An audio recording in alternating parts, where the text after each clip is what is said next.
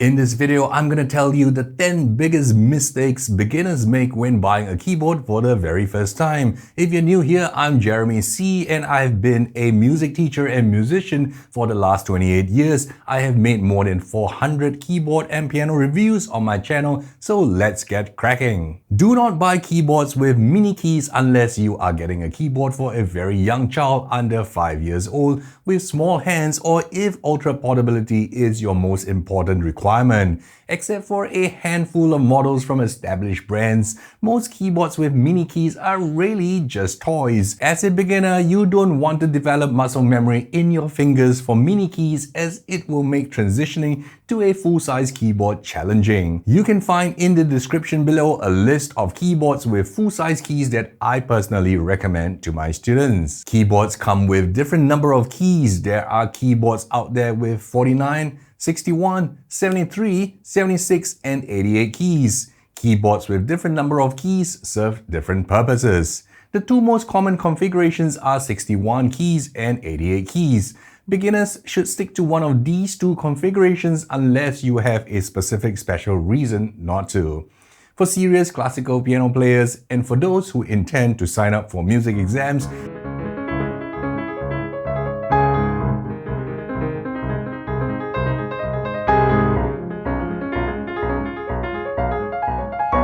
an 88 keys keyboard is recommended. But for those more interested in making pop and contemporary music with all kinds of fun sounds such as organ,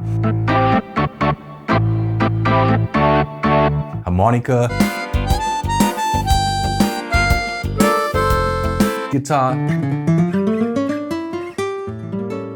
trumpets, saxophones, and drum kits,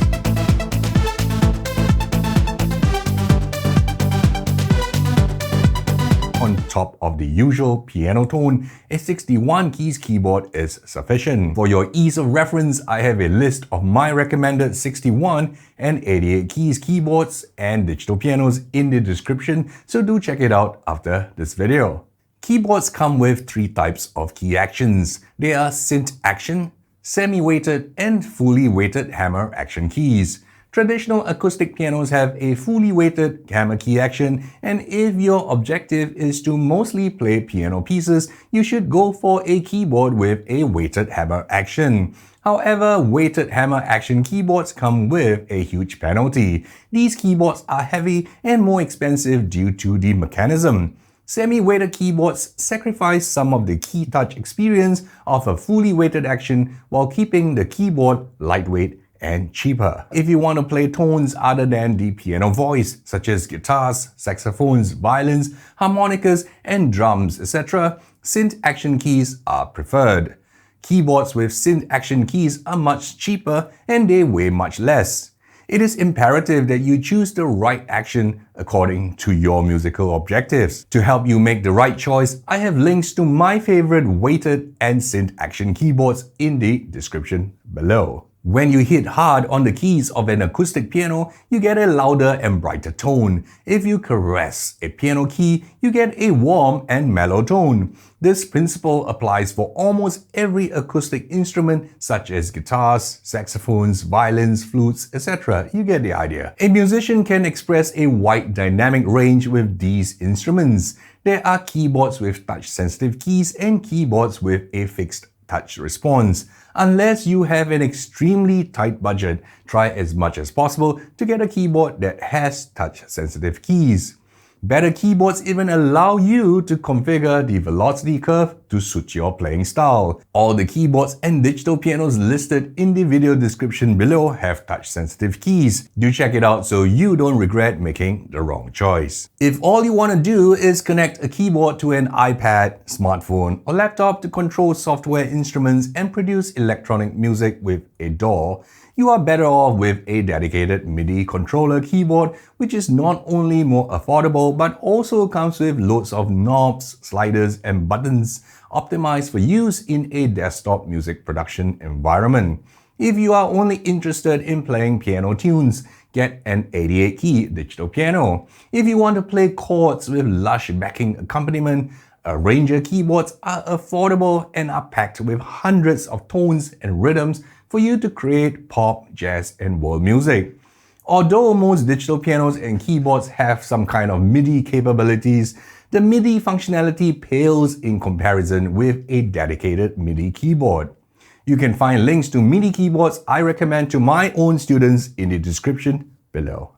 If you don't want to spend a few $100s on a pair of external stereo speakers, you should ensure your keyboard has inbuilt amplification. While a keyboard's built-in speakers will not be loud enough for large venues, they are generally sufficient for use in bedrooms and living rooms.